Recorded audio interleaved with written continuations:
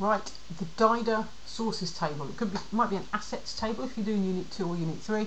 They're basically the same. So this is our sources table, and it says complete the first 4 columns for each item found. And if you don't even use them, but you download them off the internet, you need to say where you've got them from. Okay, these are the ones. If these are great, if you use the item, use the picture, use the information, we need to fill those in as well. So first of all, it says what is the item. Now this could be a picture, it could be a piece of text. So I'm just going to say it's an image of, what was this year's project? This one's all about, there's a fair trade one. So I'm going to put it as a coffee bean. And if I spell it correctly, that would be even better.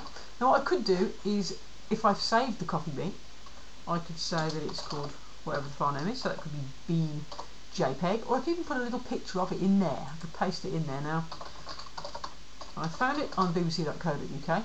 I'm obviously making this up, but this is what you will do. The website where you found it would go into there.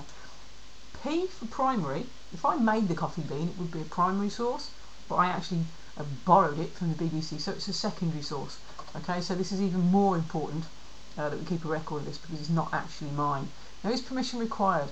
Now, in this case, yes, it is, but I can tell you that the BBC actually give you permission to use their images, and it's not for personal use. As it's for education, we're okay with this. A lot of websites, you'll need to email them, ask their permission, and some will actually say to you no. So you can't use the item because they haven't given you permission. And details of permission if used. Here I could actually paste in what it says, but just for this demonstration, I'm just going to type in OK for educational use, and it might be an idea to actually put where I got that from. So to put the URL, put the website address. Description of the item: it's a small picture of a coffee bean. There we go, and it's produced by, I double checked, obviously I am making this up, it's produced by bbc.co.uk. The details of where you're getting these from, if you just go to the bottom of websites, usually it will tell you about the company or about the person that's produced it, so you can find a lot of this information down there.